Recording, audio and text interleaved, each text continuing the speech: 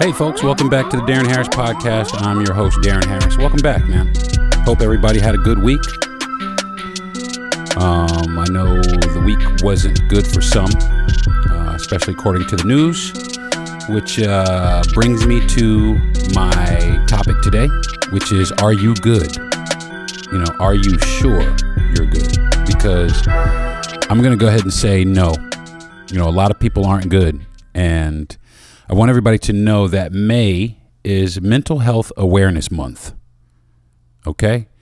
May is Mental Health Awareness Month, and I think that it's something that we all need to start paying more attention to, is people's mental condition. I'm not condoning what this guy did at all, by any stretch of the imagination. Any of these people who shot up the church out in California, the school down in Texas, or the grocery store up in Buffalo. I'm not condoning anything that any of these gentlemen did, but one thing that I do believe they all had in common is they had probably some ongoing mental condition or something wrong with them mentally. You know what I'm saying? Something had to be, and nobody paid attention to it. Nobody was paying attention to it.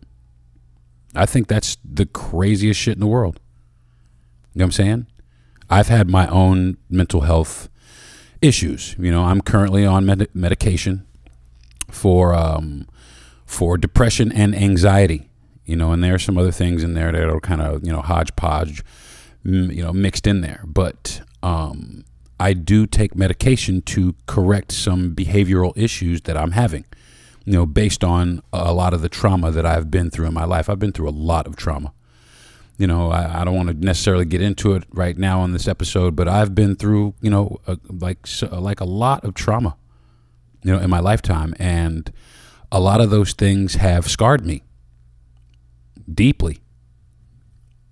To this day, I'm 52 years old. Stuff that happened to me when I was 7 is still affecting me today. We don't know what it looks like when you're 52 from 7, because we suppress a lot of bad memories or bad things. But if we don't talk about them or get them out, it just forms a callus over them, but it never really goes away. It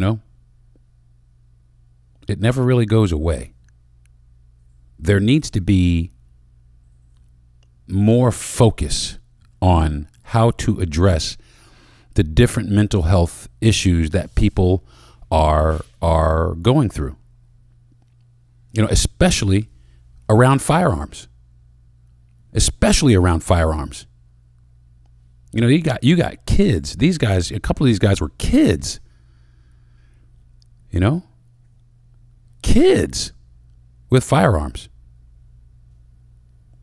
It's crazy to me.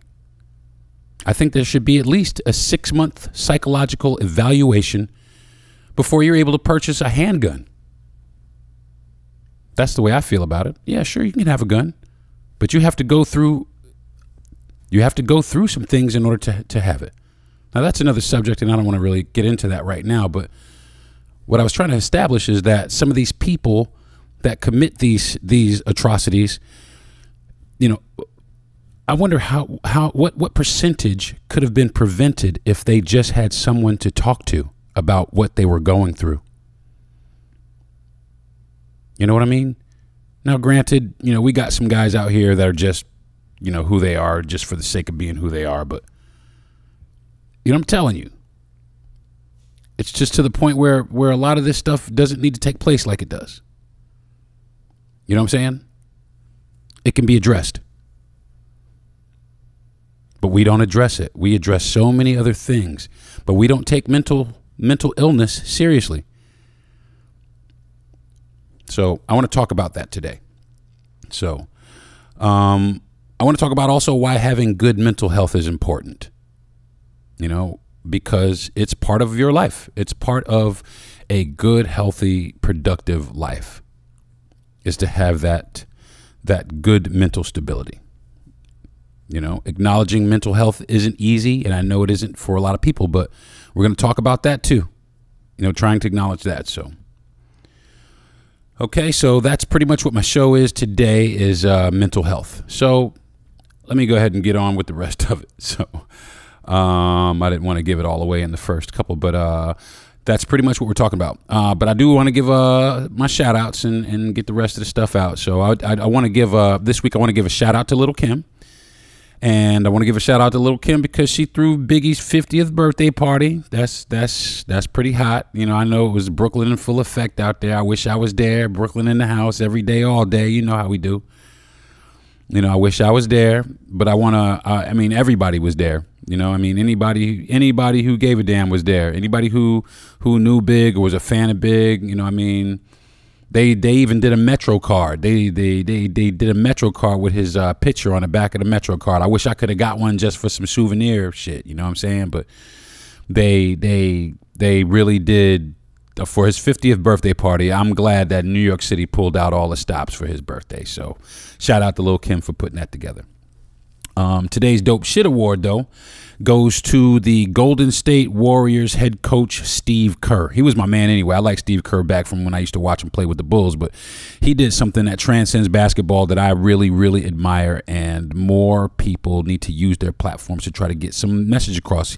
He basically, if you didn't see it, there's a clip of a press conference that he did days after one of these shootings.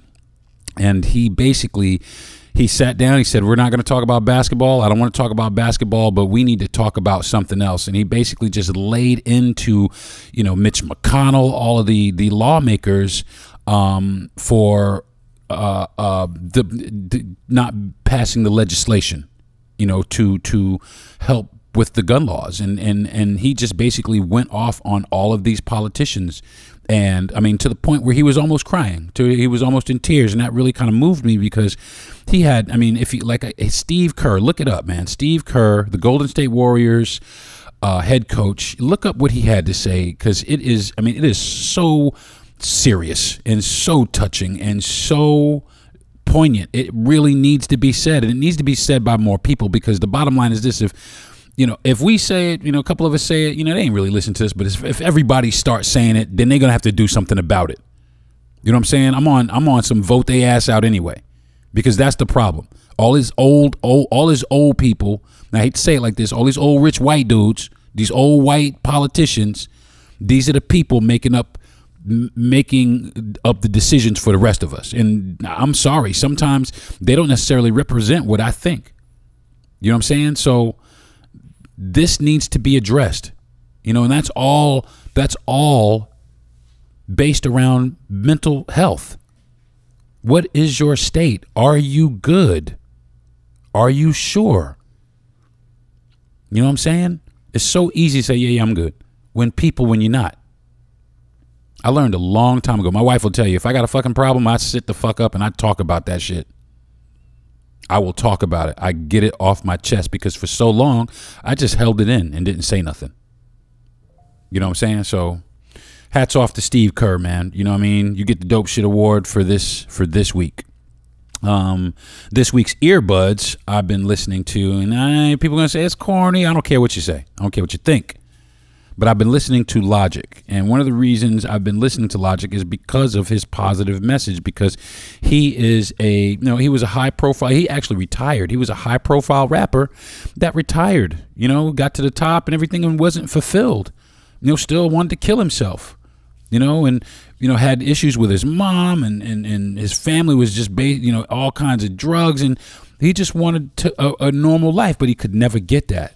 You know what I'm saying? And he wrote a song that was very poignant. It saved a lot of lives. It was 1-800. And I've been listening to that song, man. I've been listening. But on top of that, I've been listening to, him with other artists. Like he got a couple songs out with, like one with Eminem, a couple with Eminem and Joyner Lucas. And Joyner Lucas, not for nothing, he's got some pretty poignant music also. And he's coming up on Earbuds soon. So why don't you do your homework, because Joyner Lucas will be coming up soon. Because he does also have, a very poignant message. You know what I'm saying? I highly recommend that anybody going through anything, significant that's hurtful, they check out his story, man, because Logic has a really good story. So, in the song behind that, is just, I mean, it's amazing. Even Joe Budden made fun of him and turned around and recanted, what he said about him. And for Joe Budden to do that, that's serious, because Joe Budden is, kind of notorious for being an asshole. But you know what I'm saying? I mean, hats off to that dude for really, manning up and correcting himself based on really knowing about, and that's the thing. Get to know people, man, because people, they bully people, man. A lot of that causes, mental anguish. People in school get bullied like you do not believe. I was bullied in school. You know what I'm saying? People used to crack jokes on me all the time because I didn't have, brand new Jordans or brand new sneakers, or, my parents, they got us what they could get us. You know what I'm saying? But kids is ruthless. They say what they want to say, and they batter somebody, and they talk about somebody, and they click up, and they all gang up on a person, and before you know it, you got somebody that has some deep-rooted issues that, they got anger or sadness or self-esteem issues that, they are turning inward on themselves, and eventually, these people are like ticking time bombs. They get to the point where they can't take it no more, and then you get a school shooting, or then you get, a church shot up, you know what I mean? And nobody talked to this person, you know what I'm saying? Or this person didn't reach out to anybody because they were afraid, because nobody talks about mental health in this country. Nobody really, people are embarrassed by it. It's so funny. You can't, especially like in the black community. I mean, come on, man. It's going to be hard. You're going to be hard pressed to get some hardened street dude to admit that he got some serious mental issues, even though I know they do. I know a lot of them got some serious mental issues, based on the things that they've seen in their hood. You know what I'm saying? So, I want to give Logic that shout out, man, for making a song that is focused on helping someone who is down and out and contemplating ending their life based on their feeling. So, hats off to Logic for that. Strain of the week, though. Bing, bing, bang, bang. So, me and my wife, about a week and a half ago, we went by the dispensary and we got like 2 or 3 pre-rolls, and we kind of sat on them for a little bit because we had a little bit of flour. So we sat on the pre-rolls and kind of took care of the flour for a little bit. But then one day she was off work, and we were just kind of tooling around, we was, getting the house done, walking the dogs. And we decided that we was going to try to get some grocery shopping done and all kinds of stuff. And, we wanted to have a real productive day. So we decided to pull out one of the pre-rolls that we got. Now, let me prerequisite this by saying, I've been burning for a long time. You know what I'm saying? But I was kind of almost taken back by this, because I was pleasantly surprised, I will say. And the strain of the week is Motor Breath. And it got 4.7 stars on Leafly, and it is every bit of what they say it is. It is very euphoric feeling. We giggled. We had a little bit of paranoia, but even when that was funny, we giggled behind that, and we were able to, we were able to have some really deep conversation also, but still keep things lighthearted and euphoric. It was very relaxed. It's a hybrid.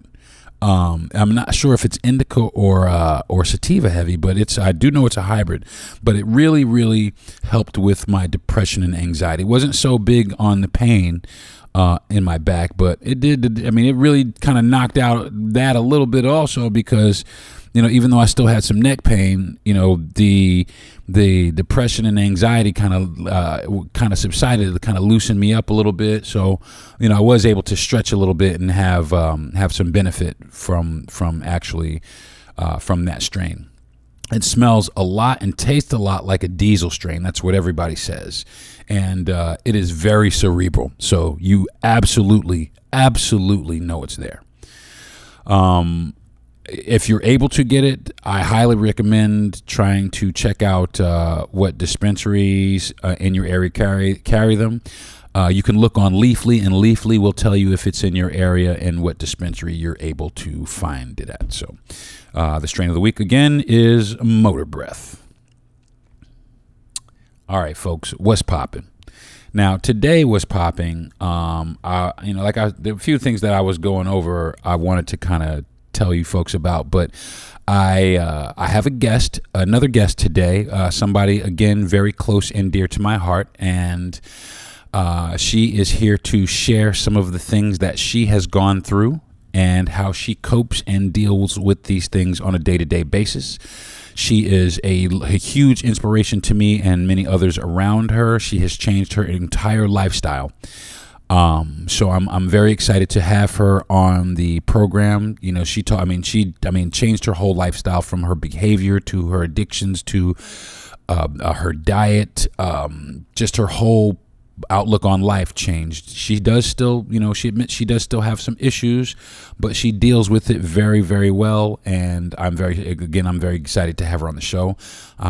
She will be on here in just a moment. I actually had a Zoom call. I Zoom called with her so that we could actually sit and meet face to face and talk about these things face to face. So this next clip is me talking to my guest and very, very best friend, Allison Yandel.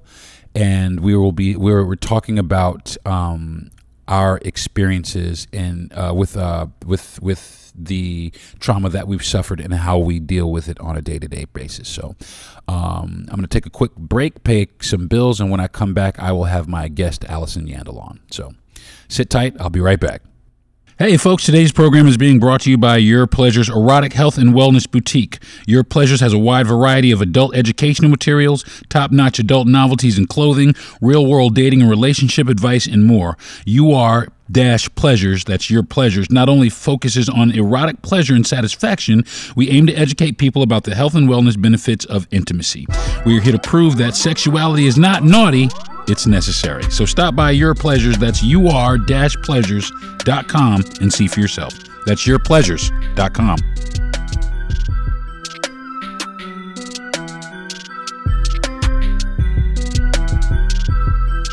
Hey folks, welcome back to the podcast. I stopped along the way and picked up a guest to come and join us back on the podcast. My dear friend and longtime classmate friend and just an all-around dynamite person has joined my podcast today.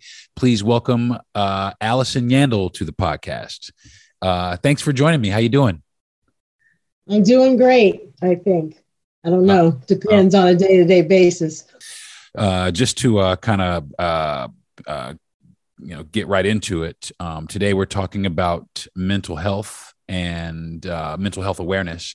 And I brought you on because I wanted to explain to people, or just to let people know, or let you know also, that I admire the way that you have challenged your mental health, and you've met all your issues head on, and you are an inspiration to me and many other people around me. We like me and Yvonne, we talk about you constantly because you have changed. You have done the impossible.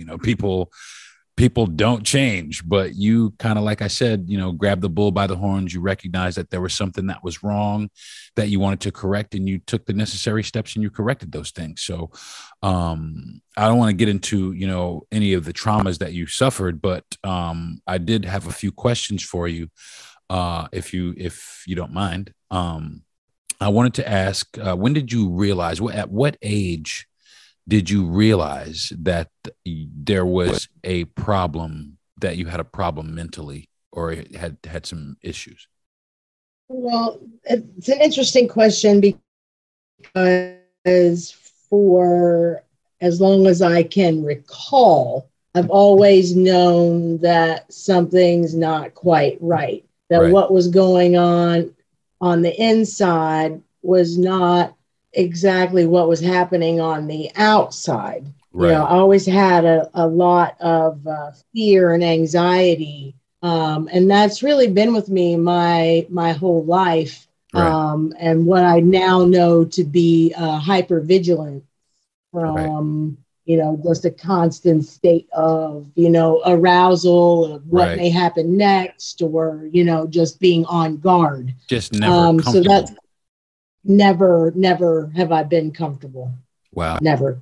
That's interesting. I do know what you feel like. I feel restless a lot myself. Like I just can't get comfortable. So I do understand those feelings right there. But some people, they may not know some of the symptoms. You know, I mean, there are quite a few symptoms that kind of go along with this.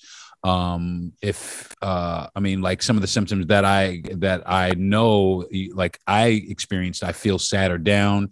Sometimes I'm confused. You know, I mean, I worry a lot. You know, I mean, I have mood swings. Like, I mean, all the time. I stopped going out and doing things. You know, I just kind of withdrew from myself. I was always tired. I had a low energy. You know, I didn't want to deal with stuff. I mean, just all kinds of things I just chalked it up to, you know, I worked a lot and I was tired and didn't really want to do anything. But under closer examination, it was things that were tied to depression and anxiety, which I didn't realize until I went to the doctor, and he gave me a questionnaire to fill out. And he was like, "Hey, man, do you feel this way?" Blah, blah, blah, blah, blah. And you know, once I confirmed some of the things, I began to realize that, yeah, that there was a problem. And that, I mean, I knew when I was younger, because I had to go see a couple of therapists when I was in the 7th and 8th grade out in California. I had to go see a therapist for about a year based on my parents breaking up. But that was the only therapy that I had access to or was able to get, you know, that my mom took me. It wasn't even, I did it myself. She just realized that something was wrong because I was withdrawn. So I wanted to know, what were some of the issues that you suffered from, or that made you realize that something was happening? Well, I've been in a severe depression probably since I was about 7 years old. Wow. You know, it manifested in a lot of ways. You know, food was one way, right, that I coped with what was going on. You know, my parents separated when I was young, and the woman that gave birth to me, you know, right, went on to have multiple relations. So by the time I was 12, my therapist had me write all this down, but you right, know, I had been sexually molested by a close family member, right, a grandfather of a girl I spent the night with, a high school boy, you know, when I was in the 2nd grade, that lived wow, next door. You know, just a variety of debilitating right, issues that just repeated throughout my family, through generations, really. You know, a whole family tree dotted with alcoholism, mental illness, right, sexual abuse, well, abuse of all kinds, right, you right. know, and there, you know, there's just so many failures along this road of my life. And I may have gotten help if adults in my life had intervened, you know, but I just, the sad fact is I never got it. Which brings me You to know? my next question. I was going to ask you, did anyone ever try and talk to you, or try and figure out, or try and help you navigate, or acknowledge the fact that you were going through some things? Did you ever reach out, or did you try to reach out, or? You know, I did reach out. You know, I tried to talk to, you know, who do you turn to in those times of need, but the person that gives birth to you, Right, you know, but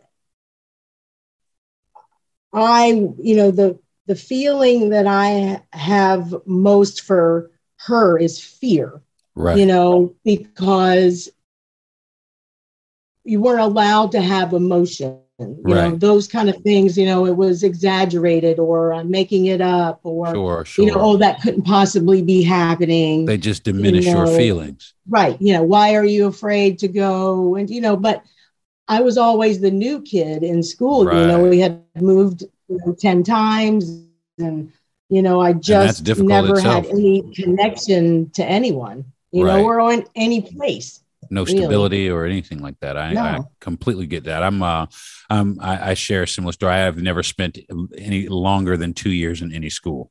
And, Hmm. I bounced, from Exactly. California to Florida to New York to New Jersey. And it was just, I was always all over the place. So I never, like you said, I never got an opportunity to get comfortable.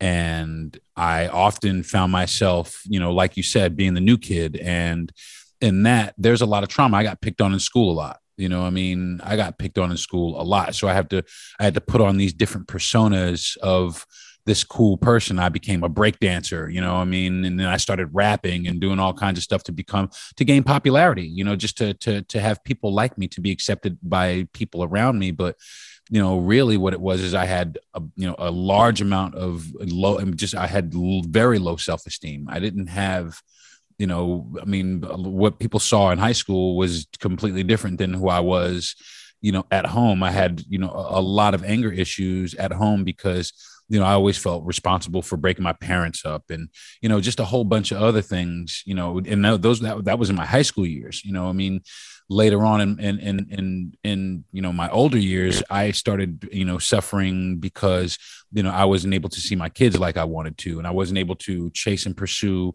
my career, my dreams like I wanted to. And I was always held back or under the gun. So I never got to be or do what I wanted to do. I always felt like I was at the mercy of other people. And I always felt like I was being punished by, a higher power. Like there was just, nothing ever went right in my life. So in that, I did form a lot of depression and a lot of low self-esteem, a lot of anxiety. I had people run around on me when I was in relationships with people, which lowered my self-esteem a great deal. And it just made me feel inadequate, which, I just really didn't want to have those feelings. So it took me a while to learn how to deal with those things. But I wanted to ask you, because I've been prescribed a medication. I know in the past that you've been prescribed medication, but you currently aren't on any medication. And I'm on medication to help me deal with these things. And I wanted to ask you, how do you cope, or how do you negotiate or navigate through this?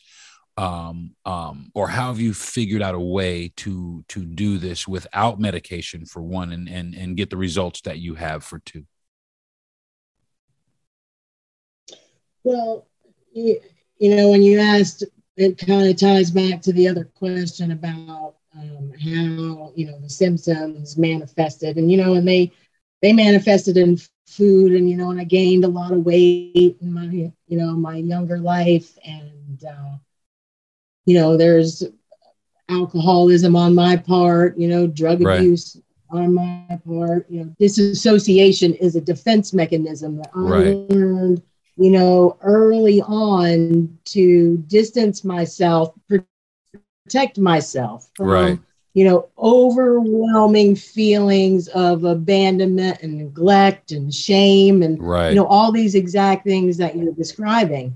Um, excuse me, I did take medication, at a period of my life for about 12 years, but there was never any plan to get off this medicine, Yeah, it's just a Band-Aid. It's a and Band-Aid. I was taking it. I've taken all the doses, all the way up to the highest doses you can take. Right. And I never felt better. I mean, like, Right. it numbed me out. It did Yeah, work. that's It interesting. allowed me to function, so I didn't stay in bed all day or, eat massive amounts of food, so I could deal with my life, Right. right? Right. So you could go out and function. In a function. Yeah, not really deal with my life, but function, right? Right. And but yeah, there was never any plan with the doctor to, okay, we're going to do this, but what are you doing? So, I Right. was constantly always looking for, how to make it better, because it's torturous. It has to Yeah. be better, right?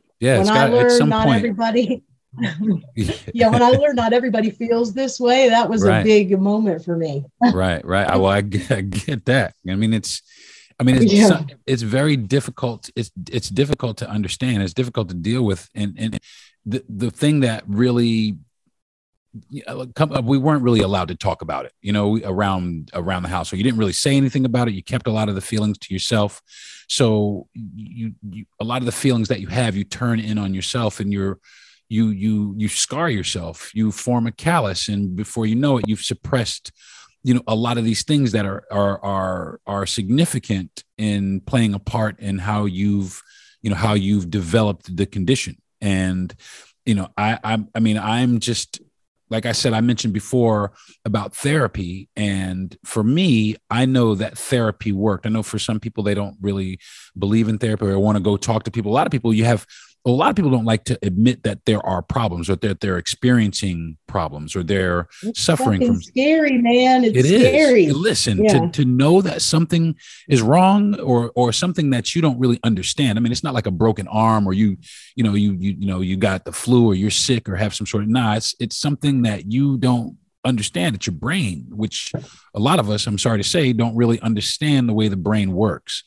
So, when you start taking, like me, like I'm taking medication to correct what's wrong in my brain, to me, that's a little scary, and it took a long time for me to acknowledge to people. But once I started being able to talk to people, my wife will tell you, and I'll say it in a heartbeat. If there's an issue, I will say it in a heartbeat, because I don't want to keep it in, because I don't want to hurt myself anymore, because that's what I did for so long. I kept everything in. I smiled. And like you said, I did a lot of drugs, and, I tried to put things away and smile. And that's why I became a comedian, to not only make other people laugh, but to give myself some sort of happiness, to a degree, which, laughter it's good, but it's temporary, and you find yourself back in this hole, which, that happens to, it happens to me a lot. I find myself just down on the bottom, and I don't know what's wrong. I don't, what became of my life, or, I looked up, and all these years of, passed me by, and, what do I have to show for it, and all kinds of things like that, that hit me, not just me, but other people too, that contribute to these things. So I want to know, as far as we discussed that you had been seeing a therapist. So I wanted to know what your experience is with your therapist was like. I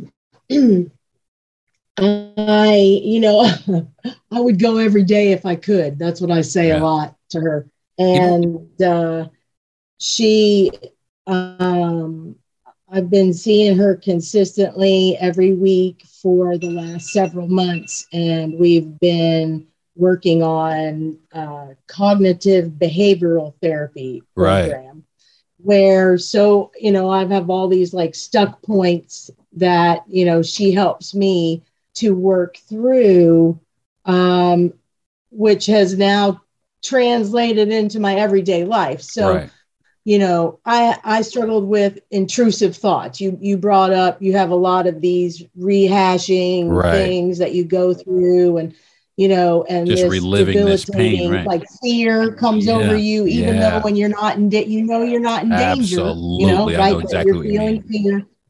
Her words are coming back to me, on how to kind of break that down to see, a way around it, like it's not my fault, or that I don't have, there's not any reason for me to be ashamed.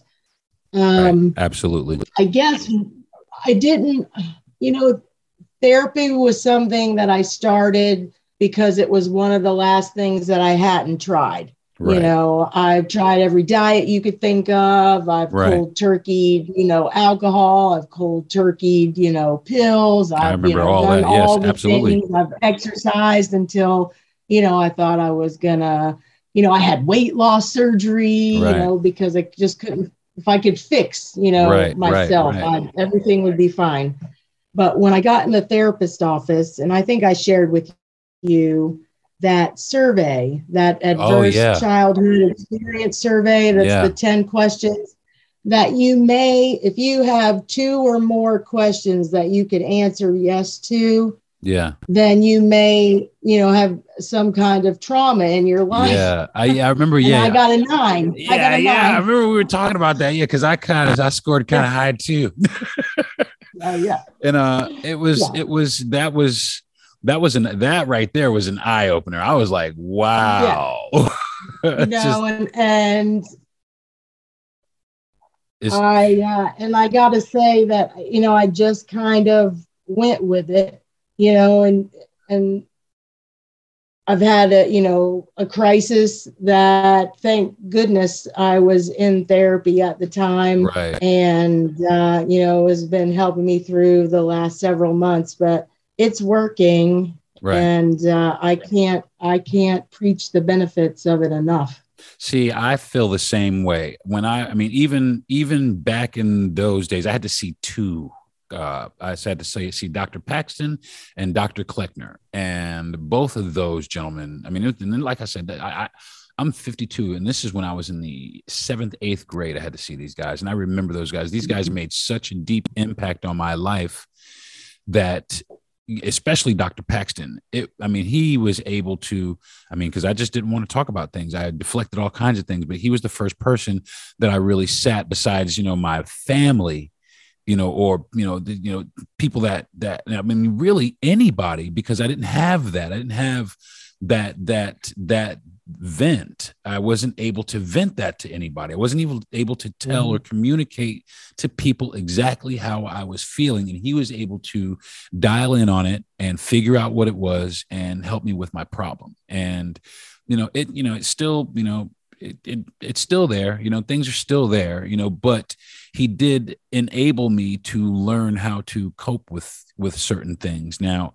in my later years, things have happened. I didn't know where my son was for 9 years. All kinds of crazy shit, happened to me in my life. And, I kind of suppress all those things, but I've learned to say, I need to start trying to build a better relationship with myself, to try and to work on me, like actually not work on my job or my career, or just really try to work on my well-being. How do I feel? Because Anthony Robbins, he said there's nothing more important to people than how they feel. And I think that's the most true statement in the world, because, if you don't feel good, then the world's not good, then things are not good, and we all want to be good. And that's one of the reasons that, I want to talk about mental health awareness, because we are not good, especially with what's going on in the news. I mean, in 2 weeks, we've had 3 shootings in 3 different places across this country. And that right there, people can't tell me that they're okay. People can't say you can't be. You can't just go about your day. Yvonne she's getting ready to start sending money over here to the people in Texas. I get it. I completely get it. And nobody ever thinks about, they think about that, but they don't think about the people that have to deal with it. The forensic pathologists, they're scarred. The policemen that have to write it up, they're scarred. Those children or those bodies, they have to lay there while they investigate those bodies. Those people are having issues. So it goes very deep in this country, and you just can't tell me, based on everything that's going on, that everything is okay with everybody. So people are losing their homes, housing. There's a lot. So people, I think, there needs to be more of an initiative. It needs to be brought more to the forefront. Mental health needs to be brought more to the forefront, because even the dudes who shot it up, and I'm not condoning anything they did by any stretch of the imagination, but I can almost guarantee you that all 3 of those people who shot up this place, most of these people have some sort of deep-rooted underlying mental illness. And I think about it like this. That could have been prevented maybe if there was someone that person could have talked to. You know what I'm saying? Or someone that could have recognized that this person needed help. You know what I'm saying? But nobody seems to. That could be the key. What you're saying right there is, if these people, and I'm referring to the people that go out and commit this kind of heinous act Sure. of, shooting innocents. Sure. People, just doing their daily activities, but if they could be identified ahead of time, absolutely, these at-risk people, that's got to be the key somehow. I don't really know the answer, but even still, I mean, and I don't want to get into like gun laws and anything like that, but I think if anybody is to possess any type of firearm, they should at least go through a 6-month psychological evaluation, and of course, to get you prepared and ready, because I'm sorry, in 6 months, you can tell if somebody's got some sort of psychological issues where they should or should not possess a gun. But you can go right to Walmart in certain places and just purchase a gun right off the thing and gift it to someone, because they might be feeling down. They might be feeling down. What happened to these people? What happened to these people? Like what has happened to you in your life and what has happened to me in my life is not an excuse, but it does matter. Absolutely. It does offer insight and introspection on, why people all do things. All of these people probably all have the same kind of thread of trauma and abuse and sexual, dysfunction. And, there's a common theme here. Absolutely. And I think it's the key and exactly what you're talking about.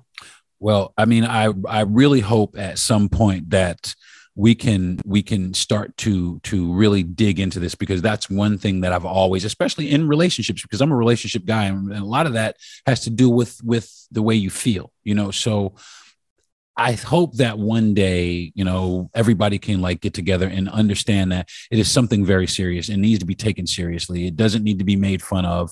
I mean, there was a rapper named Logic. He's I did my today's earbuds is on him because he made a song, the 1-800 song, the suicide prevention rap song that came out. Now that song right there, a lot of people gave him some flack. They're all, it was corny. Nah, man, that was one of the greatest songs ever written, because it was a song that actually helped people stay alive. It helped people. It reached out to people. Right. It hit them right in the heart. Somebody that may have thought about going out and killing themselves thought about it for a few minutes and said, hey, man, somebody actually does care. And that's a lot, I believe, in my case, in your case, in so many other cases. I think that's it, that we just need somebody to actually care that these things are happening to us and acknowledge these things and help us try and deal and get through these things. But so many times people are like so consumed with their own lives, and you can't really blame people, but they're so consumed with their own lives that they kind of, whatever, so on and so forth. If you're not physically bleeding, then there's nothing really wrong with you, and that's, and that narrative is quickly coming to a close, because we do have things like this, because, if people don't think that any of these shootings are connected with mental illness, then they're sadly mistaken. I'm just going to say it like that. So, yeah, I agree with you. Mm-hmm. So, well, yeah, I thank you. I want to thank you very much for coming on. I think that's going to do it. I want you to come back. You want to come back on my show? I'll come back on your show. Thank you very much for sharing with me everything that you go through. It is, and I want to say to you that. And I told you the other day, and I'll shout it from the mountaintops every day of the week, you are my biggest inspiration and you are my hero. And I love you very much. And I've watched what you are talking about. I've been right there. You're witness. I sat there to listen since high school. I've sat right here. Sat right here and watched. And you are probably healthier now than I was then. Listen, I can't even tell you how incredible it is. You are, like I said, you are an absolute inspiration to me. I think you should write a book. I know many people who think you should have wrote a book years ago, but I want to tell you that I thank you very much for giving me motivation to work through my problems and to try to find that other side that I know is there. So, thank you. Well, sharing helps me heal. And it can help you too. I would listen. I would like to, like I said, we talk pretty frequently anyway, but I just want to let you know that anytime you want to talk to me, we can sit and talk. Anytime, if you want to come on the show and talk about some other things, you can definitely, anytime you want. You are always welcome. You're always welcome. You're always welcome. Okay? Thank you. I love you with all my heart. All right. Love you. All right. Next time. All right. Okay, everybody. I'm going to take a quick fast break, and I'll be back with the conclusion of the podcast. Thank you. I want to say thank you to my guest, Allison Yandel, for joining me on this segment, and hopefully she will join us back again here soon. So, I'm going to take a couple minutes, and I'll be back.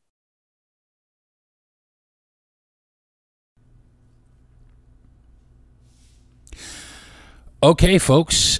That was me sitting in with, or actually my friend Allison Yandel sitting in on my podcast today on mental health. And again, mental health is in the month of May, but it doesn't mean that after the month of May that we have to stop or put it out of our minds. We need to continue to think about this all the time, because what she said was very poignant and she made a lot of sense. And like I said, my takeaway from it is we can all get better if we try and if we want to. If we put the effort in, it's out there for us. So which leads me to this week's relationship goals. And usually it's about they're doing something specific for my wife, to make our relationship better. But this right here, I think I am also doing for my wife, but I'm also doing it for me. And this week's relationship goal is find ways, for me and for you also, anybody who wants to participate, is to find ways to create a better relationship with yourself. You know what I'm saying? Now, understand that for a second. Find ways to create a better relationship with yourself. We neglect ourselves a lot. A lot. We get up, go to work, run out the door. We don't care. Sometimes some of us don't even eat right. We neglect ourselves a lot. Take this next week to show yourself how important you are to yourself. Take this week to show yourself how important a relationship, a good, healthy relationship with yourself is, because it is. It's really important. That's one thing I had to learn myself. You know what I'm saying? A lot of times I just didn't put myself in a category where I mattered to myself. But now I'll tell you straight like this. I love myself. I love myself.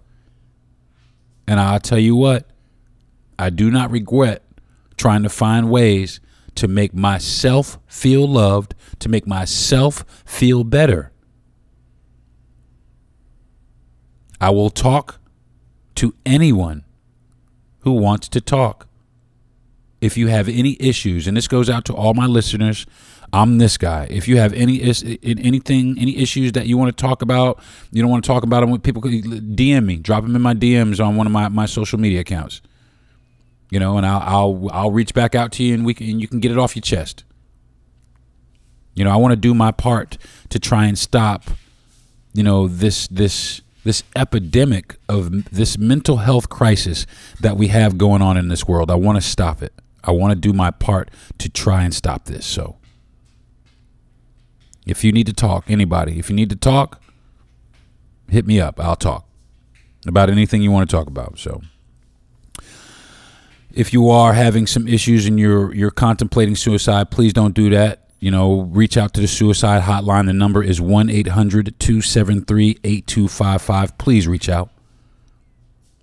You know what I'm saying? Before you do something that, that might hurt many other people around you, because that's what a lot of people are hurting, but they don't understand that once they leave us, that hurts us too. You know what I'm saying?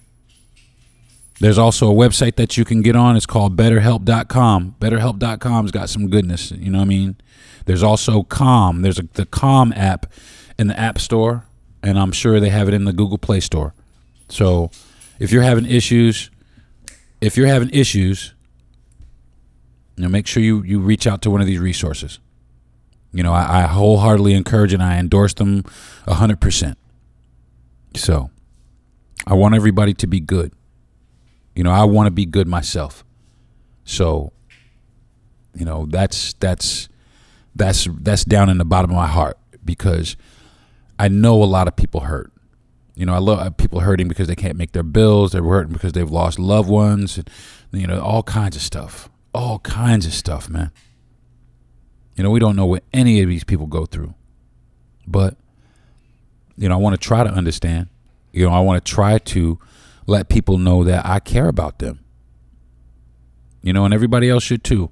Challenge yourself to do this. Even if you're an asshole. Challenge yourself to do this.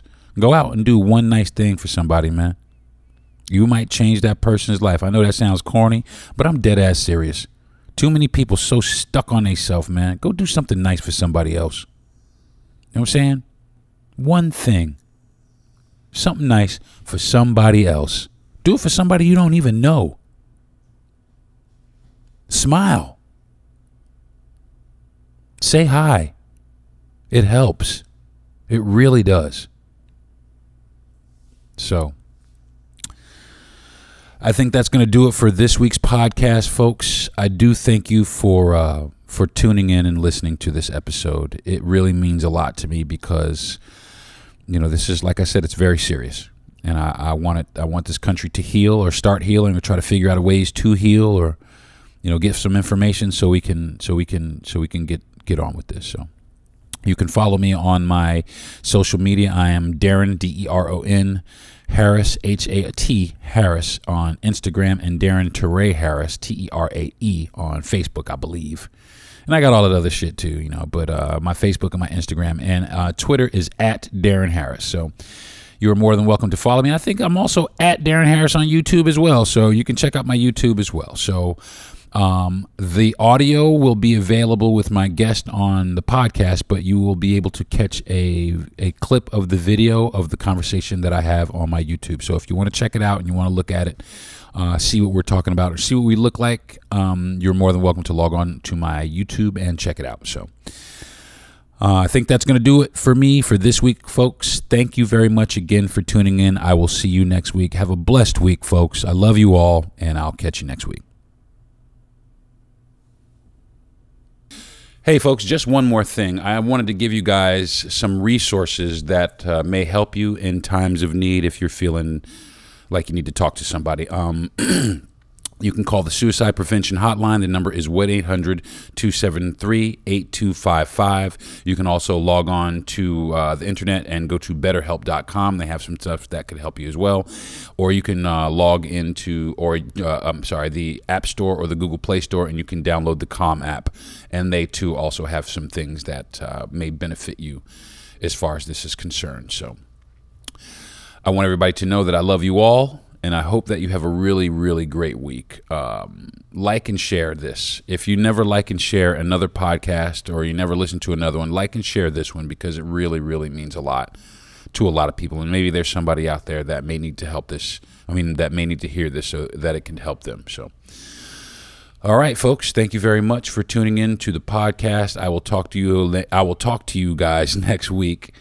I think next week I'm going to be talking about what's going on as far as people dying needlessly in the country. So I want to talk about that next week. So join me next week, and we're going to talk about how we can fix this or how maybe we can get by this, because thoughts and prayers need to be replaced with action, and then that's what needs to happen. So I saw that meme today on Facebook, and that is really poignant. It really needs to happen. So, okay. Thank you very much for tuning in. Tune back in later.